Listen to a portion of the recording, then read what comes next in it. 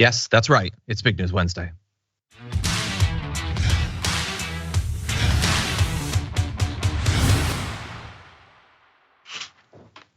And with Big News Wednesday comes big news. Jayar Jackson. Jayar, how's it going? There's lots of big news today, John. One of those big news points is that I just kind of sat down in this chair just now, just finished up my meeting for my show, and the big news on the docket is that I just put all this together. How you guys doing? Happy Wednesday. You just referenced your show there. People might be wondering, what is your show? Well, just to be clear, your show is The Watch List with Jayar Rated. Available Chop TYT. But anyway, 100%. This is the closest we can get. We need more authentic, specific merch. But anyway, we got to recognize Jayar. So Jayar, thank you for being here. It is indeed big news, and not just because the new Dune 2 trailer came out. I'm joking. Exactly. Everybody's super pumped about that, and I'm like, okay, I guess we can go to old school Tatooine again, I suppose. I don't know. I'm gonna make so many people mad at that comment. I want to care about Dune, and I just can't care about Dune. I'm a little bit worried that I'm talking about this because I have a feeling Bart is probably watching and he's gonna give me hell. Look, I get it. Was the first one bad? It was a little bit boring and a little bit just like it was beautiful. It was beautiful. Things can be beautiful and boring. I'm sure we've all experienced that, but it's got Timothée Chalamet, so people are really excited, and it does have Florence Pugh, so I'm gonna end up seeing it 8 or 9 times in theaters, but I'm not excited for it. I want to be clear about that. In any event, thank you all for being here because there is news about politics out there that does not involve the spice trade. There's domestic American political news as well, and we're gonna be jumping into it. But also, some of you might be watching on a linear platform. Some of you might be listening to the podcast, and that's great. We appreciate your support. Thank you for doing that. I listened to TYT as a podcast for years before I ever watched the live show. However, if that is the case, then you may never know that at the beginning of today's Aftermath, we're gonna be speaking with Representative Zoe Zephyr. That will be available on our YouTube page as well if you're not watching live. So just something to bear in mind, as well as a bunch of interesting news. This stuff about Steven Crowder, it's really disgusting. Jesse, it's like, I almost swore. It's like gentlemen on the right are competing with each other to be the absolute worst in the absence of Tucker Carlson. It's like, they vacated the belt and now there's a tournament to decide who's going to be the chief a-hole on the right. In any event, we're gonna cover all of that and more. Please send us your comments, tweets, your super chats. Also hit that like button so that people know we're live. And with all that said, Jayar, are you ready to do this thing? I think I'm ready to do this thing. Okay, let's do this thing right here. We're in the thick of the E Jean Carroll civil rape lawsuit against former President Donald Trump. And thus far, Trump's legal defense has basically been centered around why didn't you do more? Why didn't you scream? Why didn't you say anything? Why are you not the absolute perfect victim of sexual assault that we need you to be? There's an issue with that defense though, and we already knew going into this week that E Jean Carroll, the writer, had told people contemporaneously about the assault that she says she experienced way back in 1996. And now we have more details about that, with a friend testifying about what that conversation was like immediately following the attack. This is Lisa Birnbach, who recounted how Carroll called her minutes after leaving the department store and told her about the incident in detail. Carroll, she said, sounded breathless, hyperventilating, emotional. Her voice was all kinds of things. Quote, he pulled down my tights. He pulled down my tights, she repeated on the phone. Like she couldn't believe it. She was still processing what happened to her. It had just happened to her. Goes on to say that Carroll described the incident as a fight. She didn't want to hear the word rape, Birnbach said. It sounded like a physical fight. She tried to get free from him, and she did not want me to say that word. Carroll refused to go to the police and made her friend promise never to speak of it again. And so to Taco Pina and the rest of the Trump legal team, are you not satisfied? You wanted her to react more aggressively to what happened. Well, apparently she did. She rushed and called someone hyperventilating, breathless, devastated by the experience, and recounted specifically what happened. Has she not thus become the type of victim that you will maybe pay a little bit of attention to? Of course, they will not. These standards that they throw up at a whim are always moving. They are designed to make it so that you do not need to pay attention to women who make claims against powerful men. So that we have that. We have one contemporaneous account talking about the experience. If you believe this theory that E Jean Carroll has just been lying about this entire time, and this is just to take down Trump or to become famous, well, I guess it's now a conspiracy of multiple people. Lisa Birnbach apparently also is willing to put herself, her family, her friends in the line of fire from the rabid MAGA base by making these claims about Donald Trump. And so the conspiracy that would need to be going on has just become significantly more complicated. In any event, in addition to that one friend, you also have a psychologist who is expected to talk about the sort of harm that E Jean Carroll experienced as a result of this.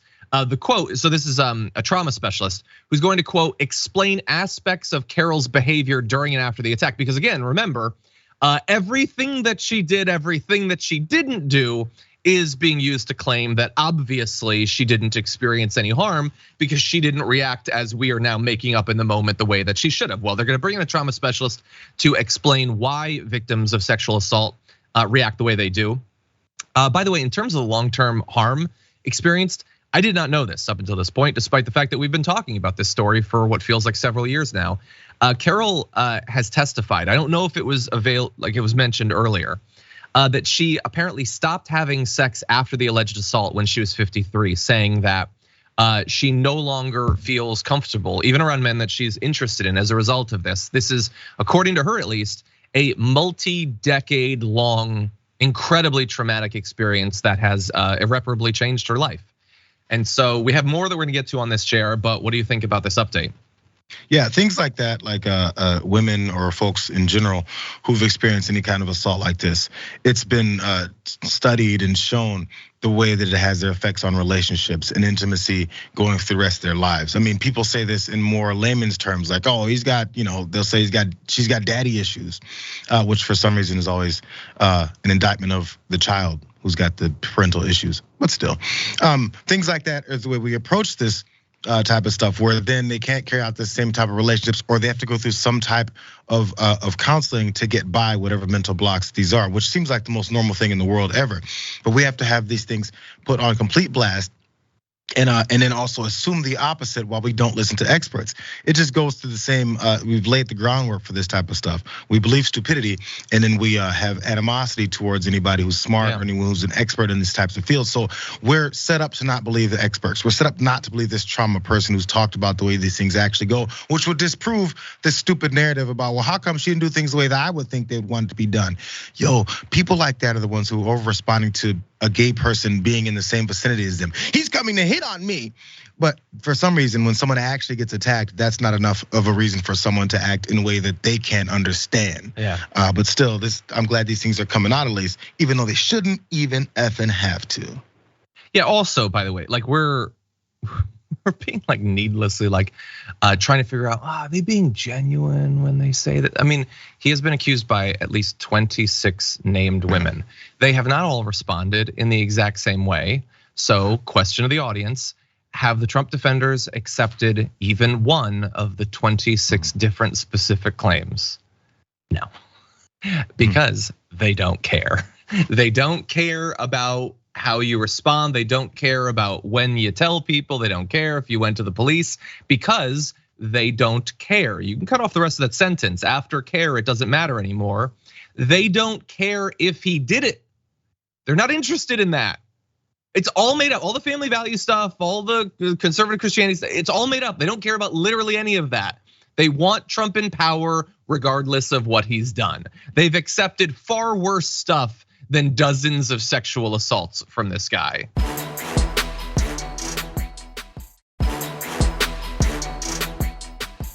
In any event, we're gonna get into more specific corroboration. Another woman amidst the E Jean Carroll trial is talking about the experience that she had with Donald Trump many years ago. This is Jessica Leeds, now 81 years old, testifying just yesterday to support the defamation lawsuit of E Jean Carroll. She talked about the experience she had back in the 1970s. saying that a flight attendant invited her to sit in a first-class seat on a flight next to Trump. They shared a meal and a conversation before Trump suddenly, quote, decided to kiss and, quote, grope her. Now, I know for many of you, the idea that Trump would just decide to just go for a kiss and a groping seems hard to believe coming from Donald Trump, who has been quoted on video saying that that is his exact strategy. But she goes on saying there was no conversation. It was like out of the blue. It was like a tussle. He was trying to kiss me, trying to pull me towards him. He was grabbing my breasts. It was like he had 40 zillion hands. It was like a tussling match between the two of us. She accused him of trying to put his hand up her skirt, after which she, quote, managed to wriggle out and went back to her seat. So look, that's 15 to 20 years before the experience of E Jean Carroll. It's also about 15 to 20 years after the experience of E Jean Carroll that he would go on to tell Billy Bush that his strategy when it comes to dating is to just maul women in public because he's a celebrity and they'll let you do it. Anyway, this accusation has been going around for at least 7 years. And his defense against what Jessica Leeds has said, you might find familiar from other accusations of sexual assault against him, saying, believe me, she would not be my first choice, that I can tell you.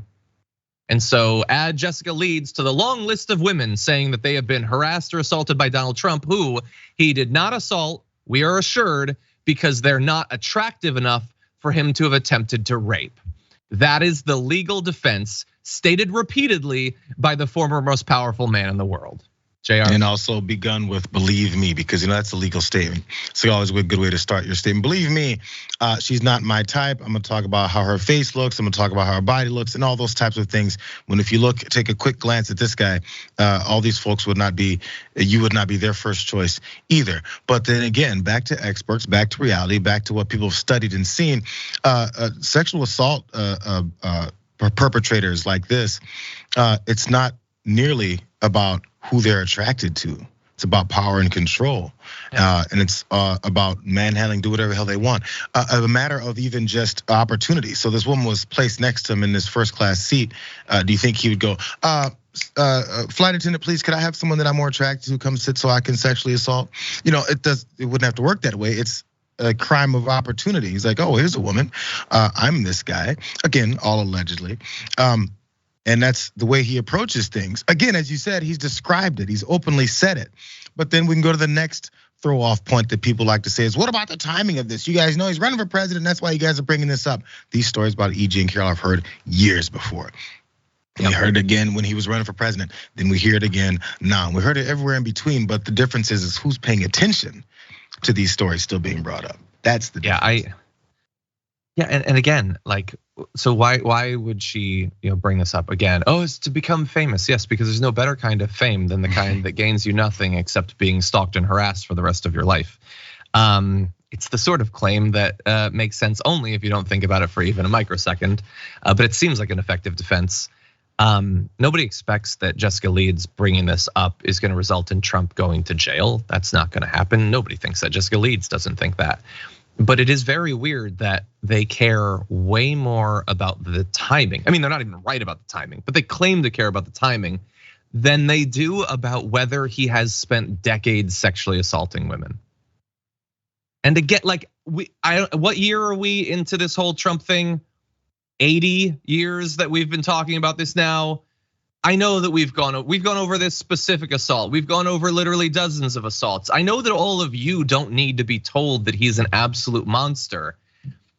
We know that. That's sort of baked in at this point. But the fact that so many millions of Americans apparently have no line beyond which they will refuse to cross in their support of Donald Trump. There are politicians that I like. There are politicians that I support. If I found out that AOC's favorite hobby was taking French bulldogs on drives and then throwing them out the window, I would not still support her. But that wouldn't even rank for Donald Trump, and they don't care at all about it. It's such a weird place we've gotten to as a country that none of this matters to these people. Anyway, best of luck to E Jean Carroll and the rest of these dozens of women desperately hoping for something to happen so they can have some peace.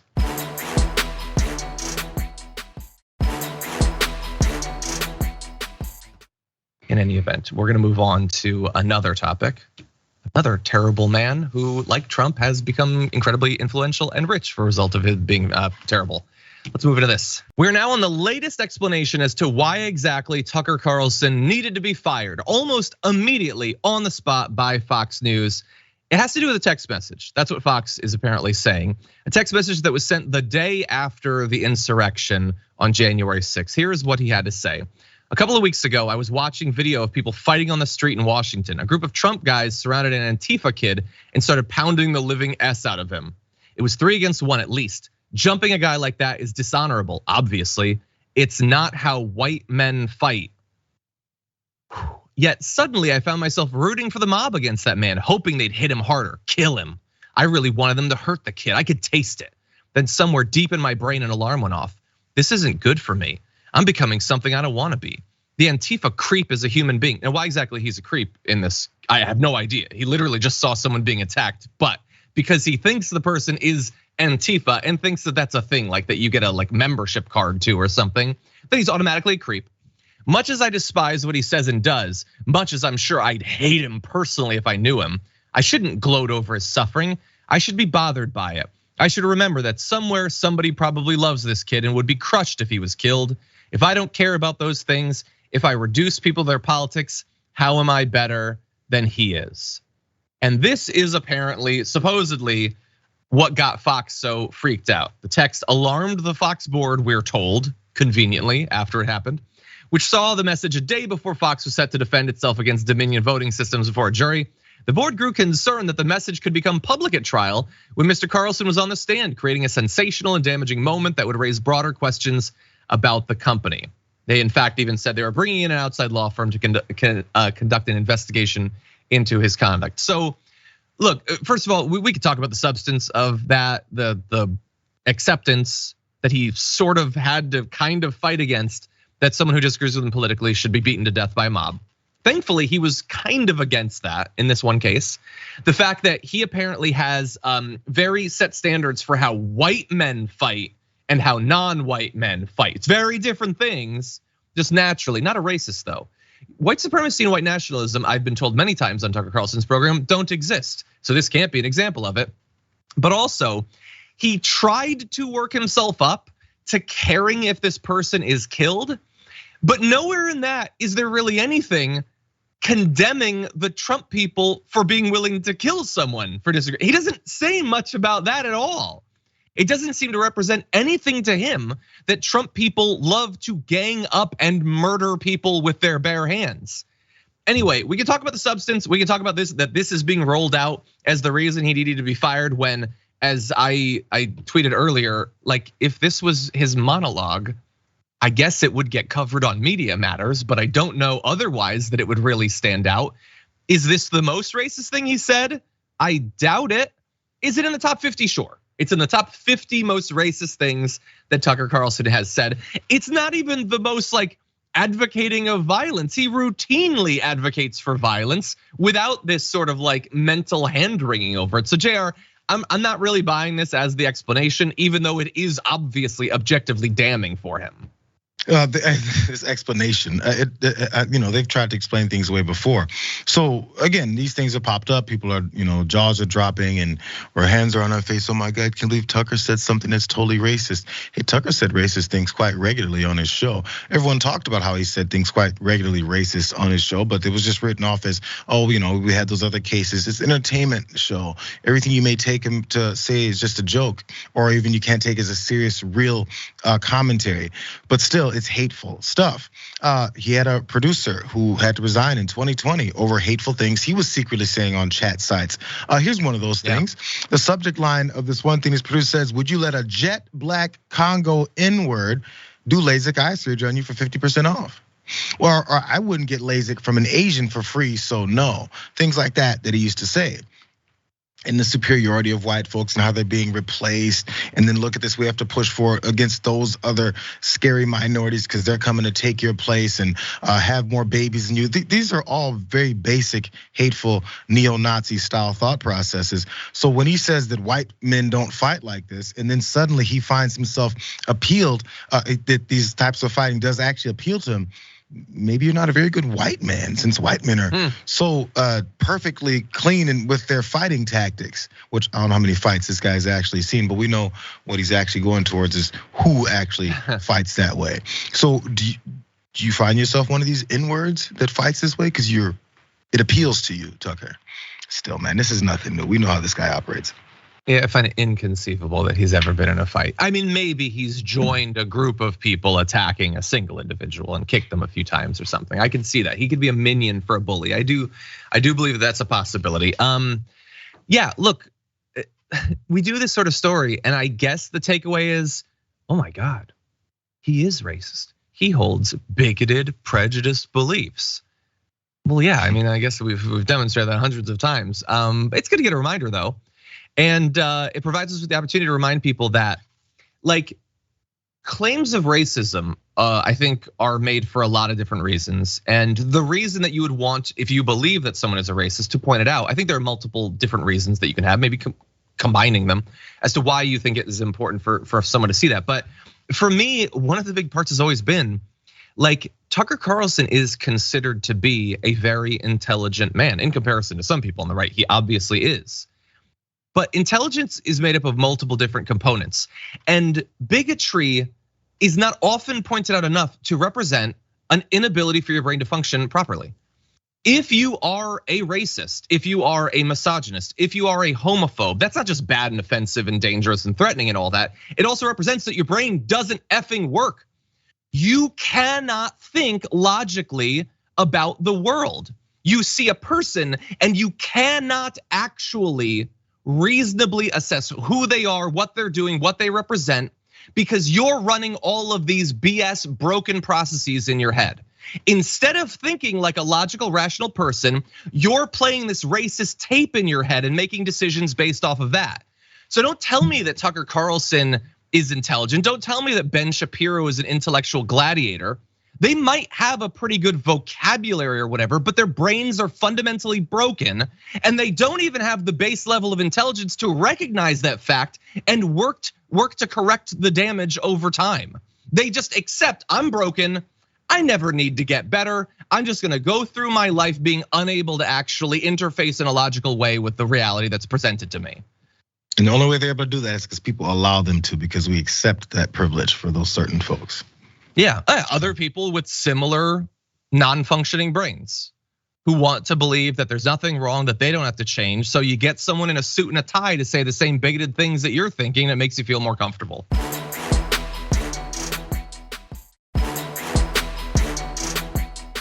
Okay, everybody. Oh dear God. You know, I honestly forgot about this story. Buckle up, everyone, as we launch into this.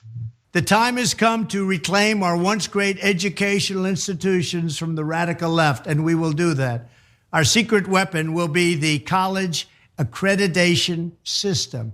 It's called accreditation for a reason.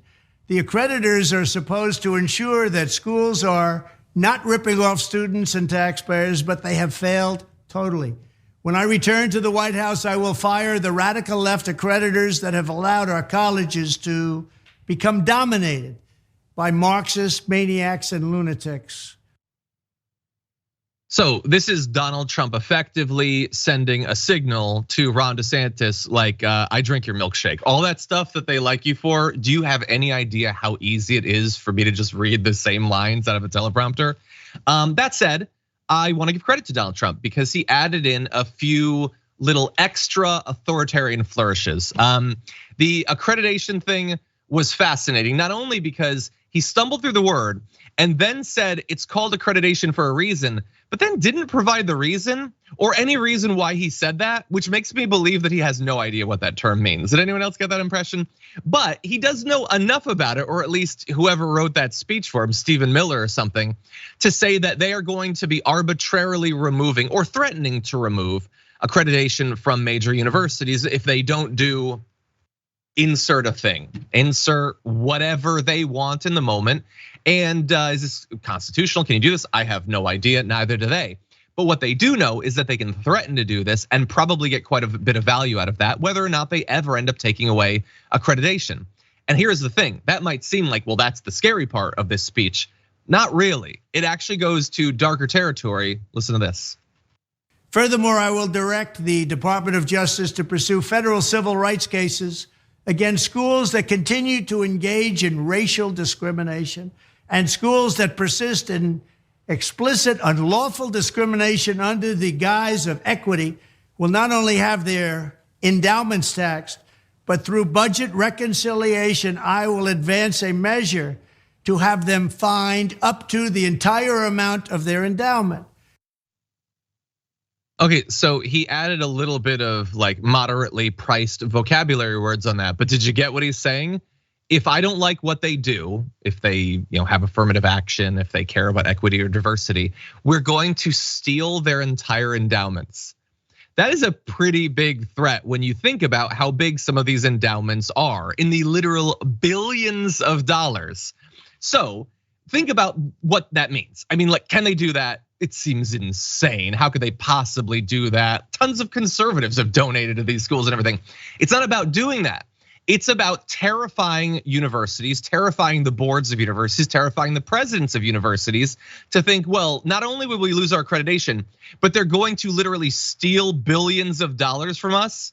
Can they do that? I don't know. We're living in really fascist times. I guess we just get rid of our diversity, equity, and inclusion department just in case. And those guest professors we have, they're kind of outspoken about politics. We should probably get rid of them just in case, because we don't want the government to steal billions of dollars from us. That is what they're trying to do here. And at least to my knowledge, this is way more aggressive, way more authoritarian, and operating outside of the Constitution than anything that DeSantis has said. So this is another reason that I think he has no chance against Donald Trump. Trump just goes way harder than DeSantis ever would. What do you think, Jayar? Yeah, I've told this story before on Young Turks years ago. I ran for treasurer like in 5th grade, 6th grade, or something like that. And I lost to this friend of mine. He was a good friend of mine, actually. His name was Andrew. I'm not gonna give his last name, but I always remember when Andrew went up there and gave this speech. This was for treasurer, for student council, and started reading from this list of things he's gonna do. Free pizza parties on Fridays, and then on Thursdays, we'll then have extra extended recess. And it's went through all these nonsense things. I was like, this 10-year-old kid has absolutely zero authority to do any of these things. This isn't gonna happen. I was sitting back in my chair because I spoke in first, and I was like, idiots, they're not gonna move this. And they voted for that craziness. Guess how many extra pizza parties we got? Guess how many extended recesses we've got? 0 of all those things, but they still voted for him. That was the 5th grade back in St. Louis version of what we've now seen from Republican politics, except this is the fascist authoritarian version of it. So we're gonna promise attacking our political opponents further, which of course, as you mentioned, Ron DeSantis is doing as well, but Trump is proposing this for a national scale. I'm gonna go after all these universities because they're so woke. This entire policy based off of a lack of a real reality that they've pitched to enough people for a past year. So now we have this fake problem that we need to have a fake solution for, but the real attack is then taking folks' money, or at least threatening to come after these colleges, universities, and their money and their endowments and accreditations and all these things, which none of those things they'll do. Remember that wall that he said he's gonna build that you dumbasses voted for to get him in office, and then you didn't do any of that stuff because he can't, to the degree that he's saying he was going to? Same thing here. But as long as we have the promise of authoritarianism and fascism in the name of Republican politics, which who knows what that is anymore, it's just straight hate, which they're now admitting to now, maybe you'll get into office.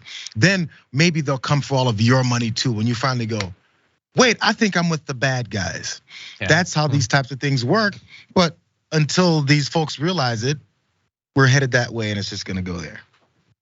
Multiple people in the chat are like, Jayar learned a harsh lesson in 5th grade politics. It's all a popularity contest, 100%. That kid probably again. Yeah, well, yeah, I don't know if I did in elementary school. I actually ended up becoming student body vice president of the University of Connecticut. Although I didn't have to run, there was a scandal. The president was ousted, vice president became president. I became the new vice president. That was a scandal. Yeah. Also, there was other scandals they didn't even know about. I was kind of dating the current president at that time, so it was just corrupt as hell. Basically, I'm Clarence Thomas. Anyway, yeah. Also, that person probably went on to become a right-wing grifter because that's all it is. You just look out at a group and you say, what do they desperately want to hear more than anything else? And then you think, but wait, what if none of this is true or I can't deliver on it? Oh, they don't care? Okay, well then I'm just gonna tell them what they want. That's what they did.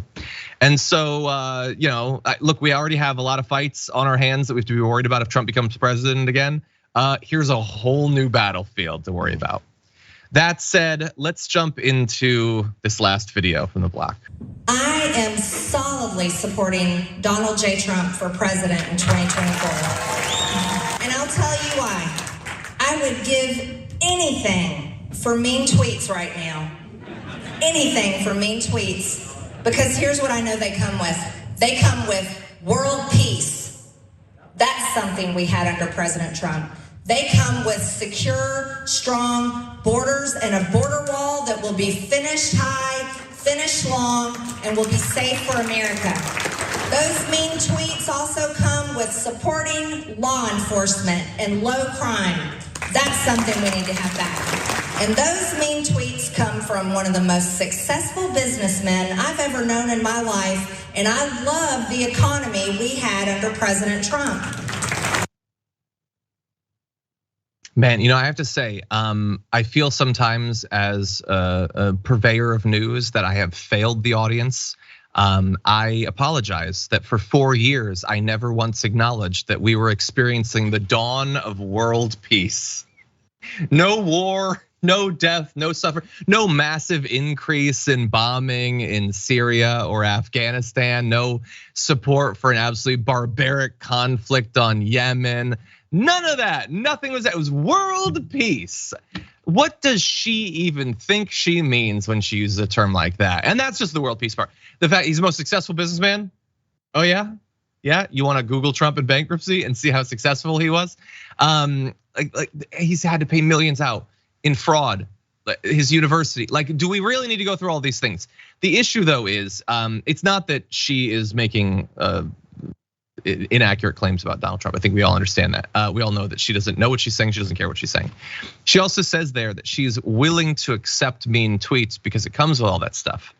That's not why she wants the mean tweets. She wants the mean tweets because she is a monster and she likes the mean tweets. She wants way meaner tweets, even if they don't and they wouldn't come with world peace or business prosperity or whatever. She's completely glossing over the fact that we had an absolutely devastating pandemic throughout our country when he was president. She wants that because that's what her role in the party is. It is viciously attacking people. It is weaponizing people's hatreds and fears. She's not willing to accept that from Trump. She desperately wants that from Trump. And she's not out of step with the rest of the party when it comes to that. The vast majority of his voting base desperately wants that too. Jayar, what do you think? Is it division or unity? Because they keep talking about how Joe Biden, every other Democrat that they hate, is this destroyer and divider within the country, and we need a unifier. But then the next breath they say things like this: Donald Trump does it too, right? If they say, "Man, we need someone to bring this country together," then you go, "We need someone to put some more mean tweets because that's what we need in this country." Does she have I think she pretty much has a documented problem with AOC and her comments that aren't very nice towards people like that. Oh, maybe Eric Swalwell. Is she okay with his mean tweets? Where she may see his mean tweets when he says something that's not very nice about her or to her or anyone else that she's associated with? I get the feeling that has nothing to do with the mean tweets or mean comments. It has more to do with making sure that the guy that you want to support has this platform to do these types of things, to spread more of this division and hatred, because that's what they thrive off of. There's no division and hatred. People may actually have some kind of common ground on things.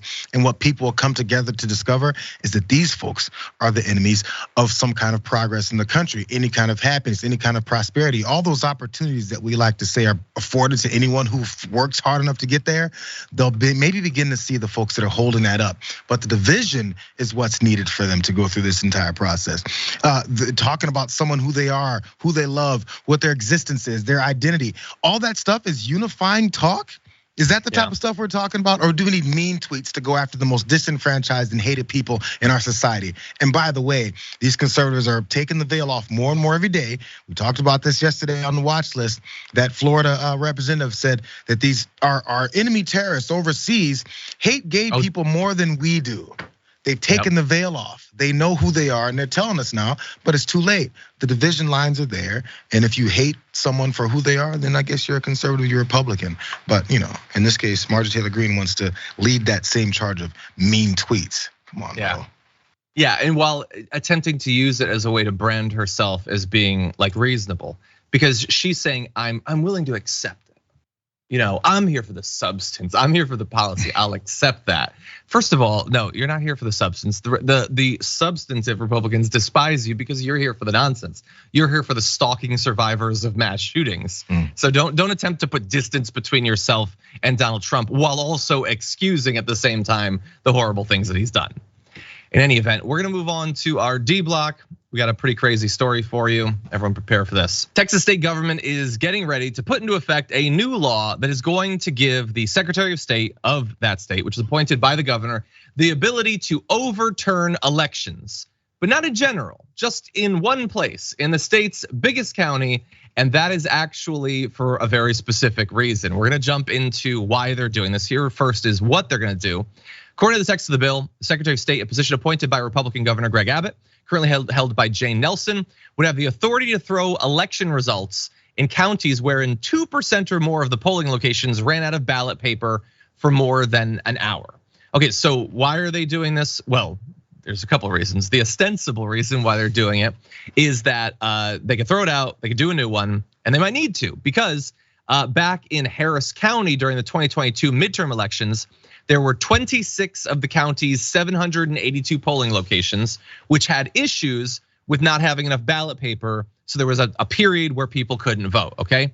Despite the obviously very small number of locations that were affected and the fact that I haven't seen anyone make the case that those 26 were more likely to have Republican votes than Democrats who were also stopped from voting. Whatever, we'll gloss over that. Some Republicans are claiming that they lost their elections because of that very, very small number that for a brief period did not have ballot paper. Now, hold up, because I know what you're thinking.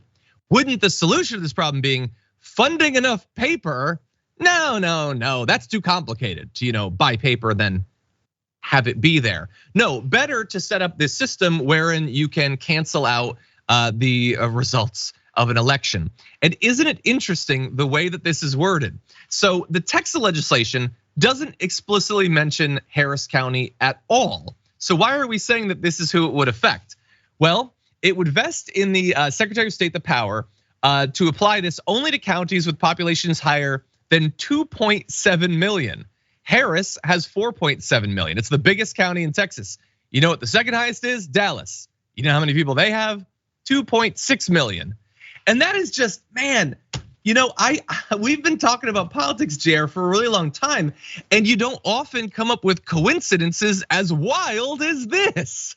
It's the type of it was 2.7, which is a nice round number, and it just so happens to mean that Dallas, which is more conservative, would not be affected. By the way, even if you could do it to Dallas, they wouldn't because it's more conservative. So this is needlessly pointing out how specifically targeted this is to allow them to overthrow the results of an election in an area where Democrats are more common than Republicans. This is not just authoritarian, it's not just designed to give them the ability to redo elections that they don't like, but it's spitting in the face of everyone who is trying to fight back against this anti-democratic wave.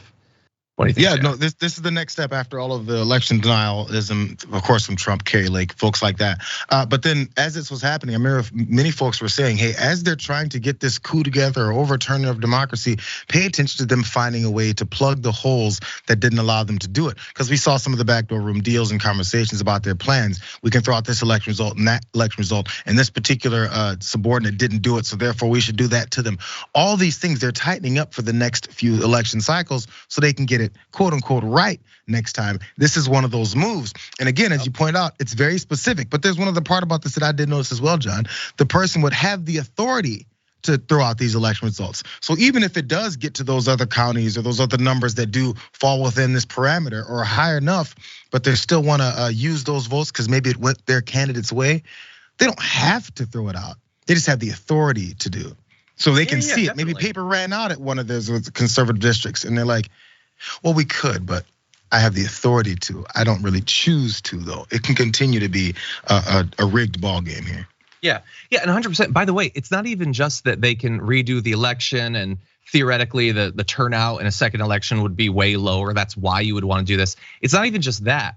they're doing different kinds of things like this in a bunch of different places, specifically targeting big cities that have a lot of Democrats in them, and also, not coincidentally, a lot of people of color in them, so that they can potentially affect the results of elections, but also so they can cast official doubt on the results of elections. Just saying, like going to the Supreme Court and being like, I don't like what they did in Houston, that's not great. But saying our Secretary of State was forced to redo the election, that seems more official. It provides a little bit more of a veil over the attempt to change national elections. And so, definitely something to look out for. Absolutely insane. Greg Abbott says he's gonna sign it. Why wouldn't he? He despises the idea of a free and fair open election. So prepare yourself, Texas. And with that, we'll be right back.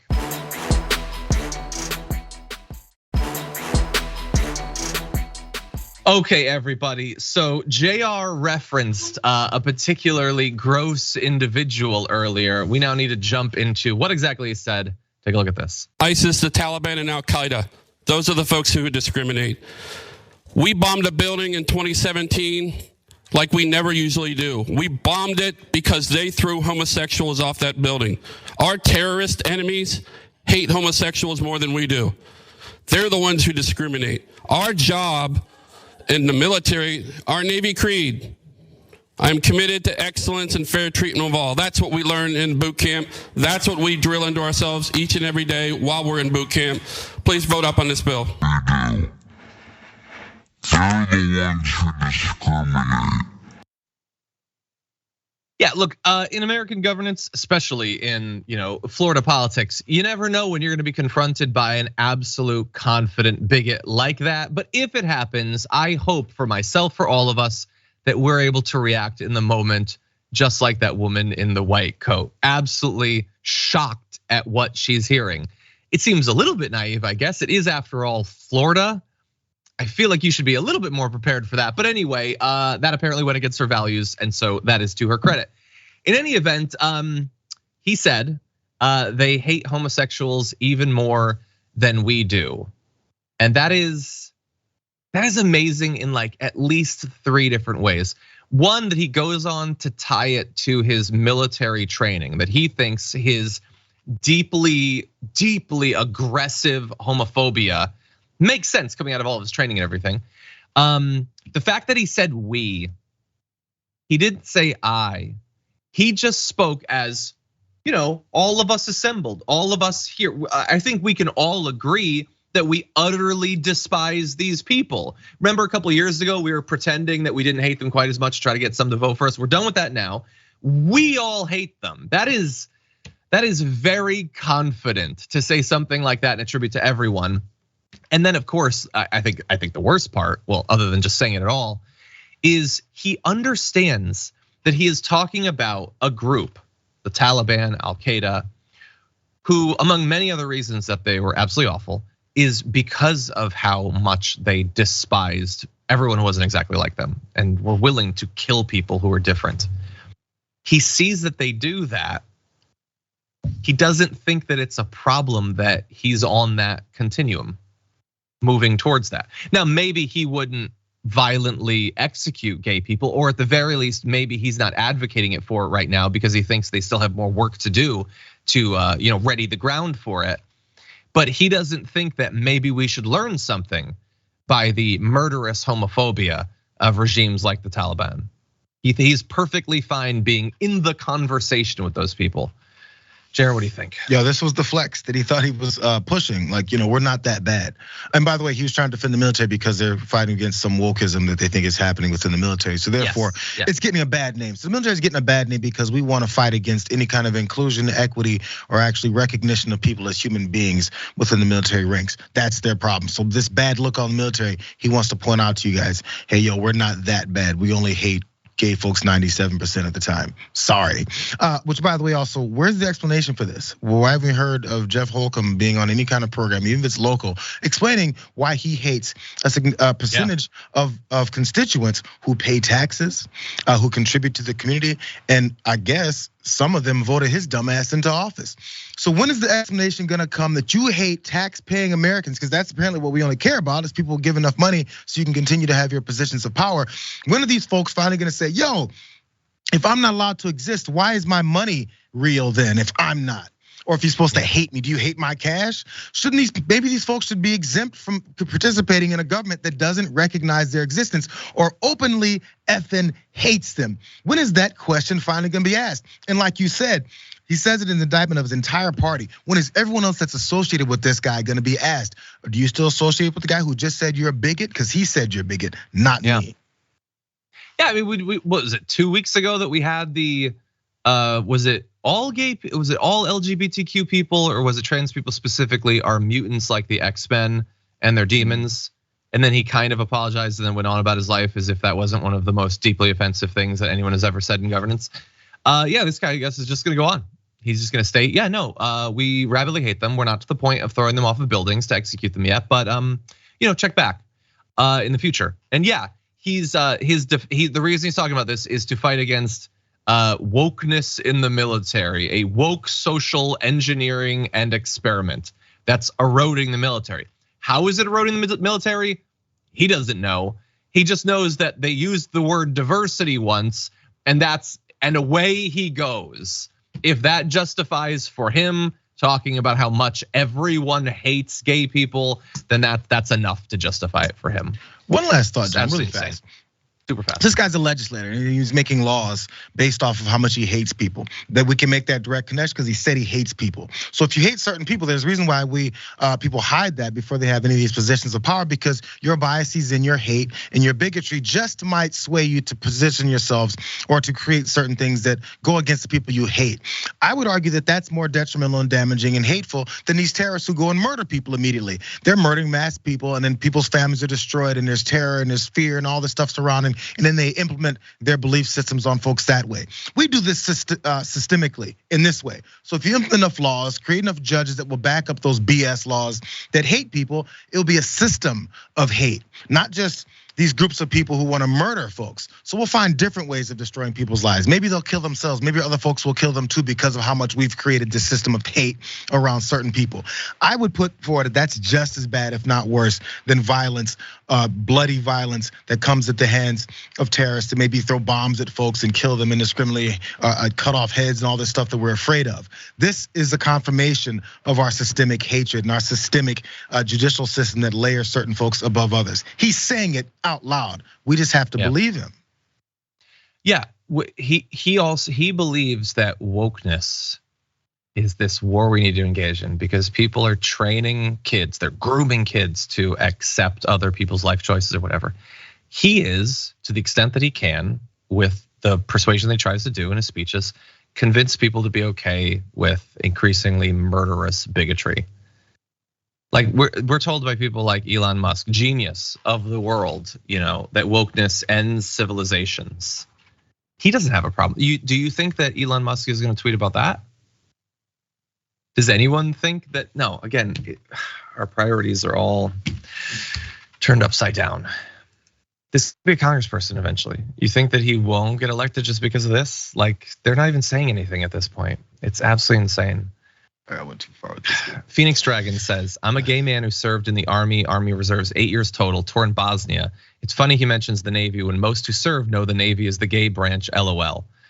100%. I mean, look, he could know or not know. He doesn't care about any of this. It is a war that they have begun a couple of years ago. They've decided we've got nothing to appeal to anyone on. So we need villains.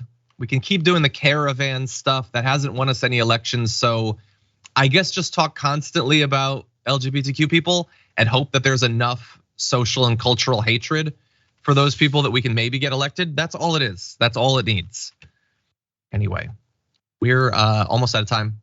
But I do want to prepare all of you who are watching on the live broadcast on Twitch or YouTube. Representative Zoe Zephyr hopefully will be joining us in just a few minutes. Also, thank you to Neon Death, who says the woman behind Representative Holcomb is Representative Kelly Skidmore. Really appreciate that. In fact, you provided us very useful information in the moment, so you get the first annual Dark Phoenix Memorial Blue Apron gift card. So send an email to rewards@tyt.com with your first and last name as well as your handle, and we'll get you set up with that. With that said, thank you everyone for watching and listening. If you're on the podcast, please, as always, rate and review the podcast. It's the only way new people discover the podcast. By the way, if you're enjoying the show, feel free to post a clip every now and then. Share it with a friend. We've got an election coming up next year, and the persuasion needs to start now to get people to the progressive position they need to be in by then. Anyway, that's it for now. We'll see you in the aftermath in just a few.